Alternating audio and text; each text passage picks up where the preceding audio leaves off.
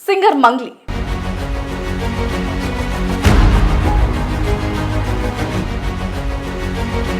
తనకు ఎలాంటి రాజకీయ పార్టీతో సంబంధం లేదని, అనవసరంగా ఒక రాజకీయ పార్టీతో లింక్ పెట్టి ఆరోపణలు చేయొద్దన్నారు సింగర్ మంగ్లీ.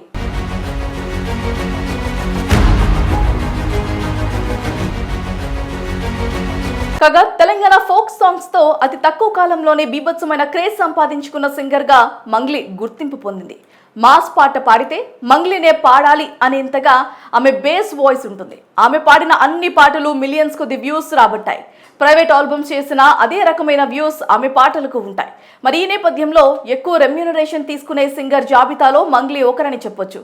ఇదిలా ఉంటే ఇటీవలే మంగ్లీ శ్రీకాకుళం టీడీపీ ఎంపీ, కేంద్ర మంత్రి రామ్మోహన్ నాయుడుతో కలిసి అరసవల్లి సూర్యనారాయణుడి దేవాలయానికి వెళ్లారు. దీనిపై తెదేపా క్యాడర్తో పాటు సామాజిక మాధ్యమాల్లోనూ అసంతృప్తి వ్యక్తమవుతోంది. దీంతో మంగ్లీ బహిరంగ లేఖ రాశారు. నన్ను, నా పాటను ఆదరిస్తున్న, అభిమానిస్తున్న ప్రతి ఒక్కరికి కృతజ్ఞతలు. గత వారం రోజులుగా నాపై జరుగుతున్న విష ప్రచారాన్ని చెప్పుకునేందుకు ఈ బహిరంగ లేఖ ద్వారా మీ ముందుకు వచ్చానని చెప్పారు.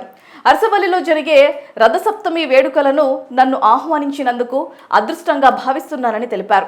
కార్యక్రమం అనంతరం సూర్య భగవానుని ఆలయం దర్శించాలనుకున్న సందర్భంలో కేంద్ర మంత్రి రామ్మోహన్ నాయుడు గారి కుటుంబం ఒక కళాకారునిగా, ఒక ఆడబిడ్డగా తనను వాళ్ళతో పాటు ఆహ్వానించారు. అంతేకాని ఇంకోటి కాదని, దేవుని కార్యక్రమానికి ఒక రాజకీయ పార్టీ ముద్ర వేసి ఆరోపణలు చేయటం అన్యాయమన్నారు.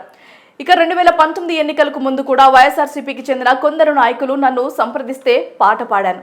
నేను ఇతర పార్టీలకు సంబంధించి ఎవరిని ఒక్క మాట అనలేదు. వైకాపా ఒకటే కాదు, అన్ని పార్టీల లీడర్లకు నేను పాటలు పాడాను.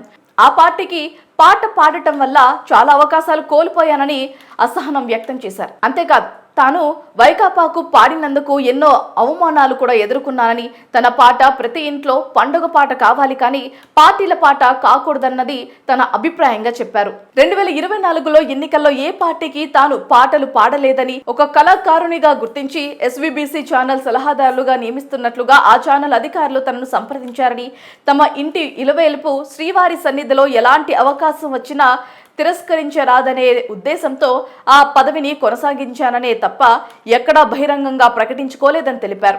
తాను పాటను నమ్ముకునే వచ్చాను కానీ పార్టీలను, పదవులను నమ్ముకుని రాలేదని, దయచేసి తప్పుడు ఆరోపణలు చేయొద్దని వేడుకుంటున్నానని మంగ్లీ ఈ సందర్భంగా లేఖలు రాసుకొచ్చారు.